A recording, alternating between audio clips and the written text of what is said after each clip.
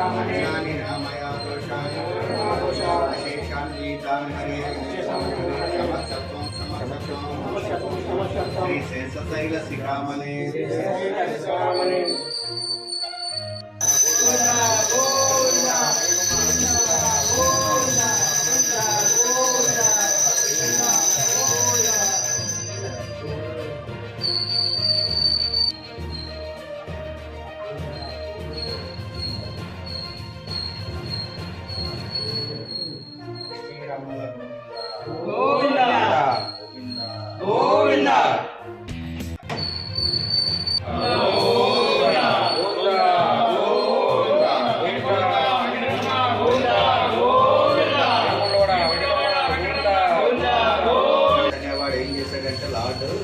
ఈ భారతదేశాన్ని నాశనం చేయాలంటే భారతీయ సంస్కృతిని సనాతన ధర్మాన్ని నాశనం చేయకుండా భారతీయులు ఏమి చేయలేమని చెప్తారు.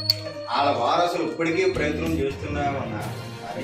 కానీ ఈ ధర్మాన్ని కానీ ఈ వ్యవస్థని కానీ ఎవరు ఏమీ చేయలేరు. ఇది వాస్తవము.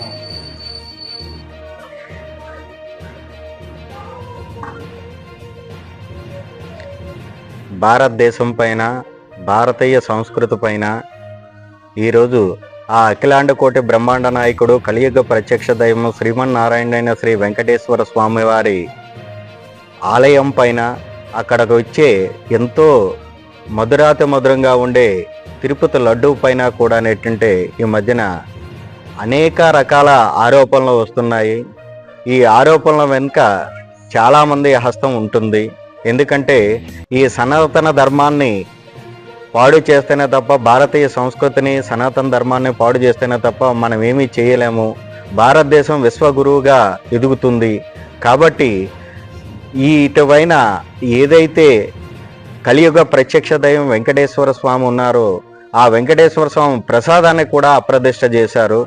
దానికి వెనక ఎవరైతే ఉన్నారో వాళ్ళందరూ కూడా తగిన మూల్యం చెల్లించుకోవాల్సి వస్తుంది.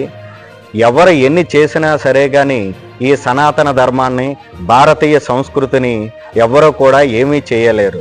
దాన్నంతా కూడా భగవంతుడే చూసుకుంటాడు. మేరకు సనాతన ధర్మం దేశవ్యాప్తంగా కూడా హిందువులందరూ కూడా ఒక సనాతన ధర్మం అనేటటువంటి ఒక గట్టి ప్రయత్నాన్ని, అంటే అందరిని ఐక్యం చేసే ప్రయత్నాన్ని పవన్ కళ్యాణ్ గారు చేస్తున్నారు.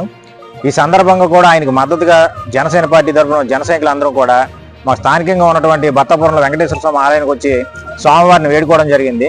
ఈ సనాతన ధర్మం అనేది హిందువుల యొక్క ఐక్యతకి ఒక నిదర్శనంగా నిలవబోతుంది.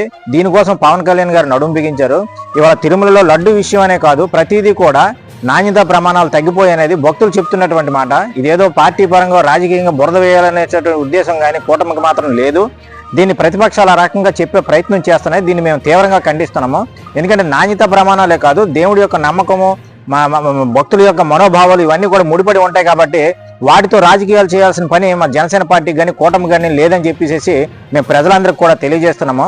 పవన్ కళ్యాణ్ గారికి మద్దతుగా ప్రతి హిందూ కూడా ఇవాళ బయటికి రావాల్సిన అవసరం ఉన్నది. ఎందుకంటే ఇది రాజకీయంగా చేసుకునేది కాదు, ఇది హిందువుల యొక్క మనోభావాలకు సంబంధించిన విషయం. కాబట్టి దీన్ని మనం కాపాడుకోవాలి. మన భారతదేశం యొక్క సంస్కృతి సాంప్రదాయాలు కూడా ఇవాళ నాశనం అయిపోతున్నటువంటి పరిస్థితి. ఇందులో చాలా కుట్రలు జరుగుతున్నాయి. రాజకీయ పార్టీలు చాలా వరకు కూడా ఈ హిందువుల యొక్క మనోభావాలు దెబ్బతీసే విధంగా కొన్ని చీకటిలో కొన్ని శక్తులు దీన్ని ప్రయత్నం చేస్తున్నాయి. దాన్ని తిప్పికొట్టడానికి ఇవాళ పవన్ కళ్యాణ్ గారు ముందుకు వచ్చారు. ఆయన మద్దతుగా నిలవాలని చెప్పేసి ప్రతి హిందువుని కూడా జనసేన పార్టీ కోరుతా ఉంది. మా జనసేన అధ్యక్షుల వారు శ్రీ పవన్ కళ్యాణ్ గారి ఆదేశాల మేరకు ఈరోజు భక్తాపురం వెంకటేశ్వర స్వామి దేవాలయంలో పూజ నిర్వహించడం జరిగింది. ఆయన కూడా కొంతకాలంగా తిరుపతి దేవస్థానంలో లడ్డు మీద వస్తున్న విమర్శలకి ఆయన ప్రాయశ్చిత్త దీక్ష చేపట్టడం జరిగింది. అందులో భాగంగా ఈరోజు మీ పూజా కార్యక్రమం నిర్వహిస్తున్నాం. దేవుడి ముందు ఎవరైనా సరే ఒకటే అని చెప్పేసి శిక్షార్హులు అవుతారని చెప్పేసి మేము ఆశిస్తున్నాం. దేవుడితో పెట్టుకుంటే ఎంతటి వాడైనా సరే నాశనం అవుతాడని చెప్పేసి మేము దీని ముఖంగా మేము తెలియజేసుకుంటున్నాం. మన హిందూ మతం పైన ఏదైతే జరుగుతుందో తిరుపతి లడ్డు విషయాన్ని జనసేన పార్టీ తరఫు నుంచి పవన్ కళ్యాణ్ గారు అందరినీ ఏకం చేసి, హిందువులందరినీ ఏకం చేసి దీనిపై పోరాటం మొదలుపెట్టారో హిందువులందరూ కూడా దీనికి సపోర్ట్ చేయాలండి. ఏదైతే సనాతన ధర్మాన్ని ఖండిస్తున్నారో చాలా వరకు ప్రముఖులు కూడా సనాతన ధర్మం కోసం హేళన చేస్తూ మాట్లాడుతున్నారో ప్రతి జనసేన పార్టీ కానీ కాకుండా ప్రతి ఒక్క ప్రెస్లో కూడా దీన్ని గమనించగలగాలి. ఎందుకు అంటే తిరుపతి దేవస్థానం అనేది హిందువుల యొక్క మనోభావాలకు సంబంధించిన విషయము. ఒక తిరుపతి అంటే ఆంధ్రప్రదేశ్ కాకుండా ప్రపంచంలో ఉన్న హిందూ ప్రతి ఒక్కరికి కూడా తిరుపతి దేవస్థానం అనేది ఒక పవిత్రమైనది. దీన్ని అప్రదిష్ట పాలు చేసిన ప్రతి ఒక్కరికి కూడా శిక్ష పడాలి. మీరు శిక్ష వేసినప్పటికీ అక్కడ పైన ఉన్న వెంకటేశ్వర స్వామి చూసుకుంటారు. ఈ విషయంలో ఖచ్చితంగా గతంలో తిరుపతి దేవస్థానం పైన కన్నేసిన చాలా మంది రాజకీయ నాయకులు కూడా ఎక్కడ కనుమరుగైపోయారు. అదేవిధంగా లడ్డూ విషయంలో ఎవరైతే తప్పులు చేశారో వాళ్ళందరికీ శిక్షలు పడేలాగా దేవుడు చూసుకుంటారు. అదేవిధంగా ప్రభుత్వం కూడా దీనికి తగిన చర్య తీసుకోవాలని మరీ కోరుతున్నాం. జయసేన. ఈరోజు ప్రత్యామ్నాయ దీక్ష 11 రోజులు చేపట్టిన కొణిదెల పవన్ కళ్యాణ్ గారు పిలుపు మేరకు తిరుపతిలో ఏదైతే అపవిత్రం జరిగిందో దాన్ని ప్రాయశ్చిత్త దీక్షగా 11 రోజులు చేపట్టారు. అలాగే మా కొణిదెల పవన్ కళ్యాణ్ పిలుపు మేరకు ఈరోజు భక్తాపురంలో ప్రత్యేక పూజలు నిర్వహించడం జరిగింది. సనాతన ధర్మం అనేది చాలా విలువైనది. ఆ ధర్మాన్ని మనం కాపాడాలి. అలాగే తిరుపతిలో ఏదైతే అన్యాయం జరుగుతుందో దాని మీద తీవ్రంగా ఖండించిన తర్వాత వాళ్ళకి ప్రత్యేకంగా శిక్ష పడేటట్టు ఆ భగవంతుడు ఎప్పుడూ చూసుకుంటాడు. జై జనసేన. పొన్నవేల సుధాకర్ గారు అది ఎక్కువ రేటు ఇది తక్కువ రేటు అని చెప్పారు. అది తప్పు. అంటే దీన్ని ఎక్కువ లడ్డూల్లో యూజ్ అయ్యేటట్టు ఈ కొవ్వుని అందులో పెడుతున్నారు. ఈ విషయం అయితే అందరూ గమనించాలి. అయితే ఈ విషయం మీద పవన్ కళ్యాణ్ గమనించి దాన్ని ఏ రాజకీయ నాయకుడు కూడా ఇప్పటి వరకు ఒక రాజకీయ పార్టీగా ఉండి ఒక ధర్మం గురించి నిలబడ్డం అన్నది ఆయన నిజాయితీకి నిదర్శనం.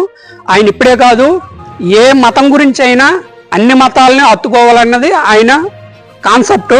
అందరూ బాగుంటేనే దేశం బాగుంటుందని ఒక సంకల్పంతో ఆయన చేస్తారు. ఇప్పుడే కాదు, ఇది వరకు పాకిస్తాన్లో మన ఇండియాలో ఎప్పుడైనా ఒక బాంబు పేలినప్పుడు మన అందరం ఒక ముస్లిం వైపు అనుమానంగా చూస్తే ఆయన కూడా ఆ విషయాన్ని ఖండించారు. ముస్లిం అంటే అది ముస్లిం అవనే హిందూ అవనే ఆ చేసిన వాడిని మనం ఖండించాలి, కానీ ఒక మతాన్ని కాదని చెప్పేసి ఆయన బలంగా ఎప్పుడు చెప్తారు. ఆయన ఏ మతానికి కాదు వ్యతిరేకం కాదు, అన్ని మతాలు సమానమని చెప్పే మనిషి. ఈరోజు అటువంటి వ్యక్తి మనకి డిప్యూటీ సీఎంగా రావడం మన అదృష్టం. రానున్న రోజుల్లో ఆయన ఇంకా సీఎం అయ్యి ఈ దేశాన్ని, ఈ రాష్ట్రాన్ని, దేశాన్ని పరిరక్షించాలని మేమందరం కోరుకుంటున్నాం. ఈ అవకాశం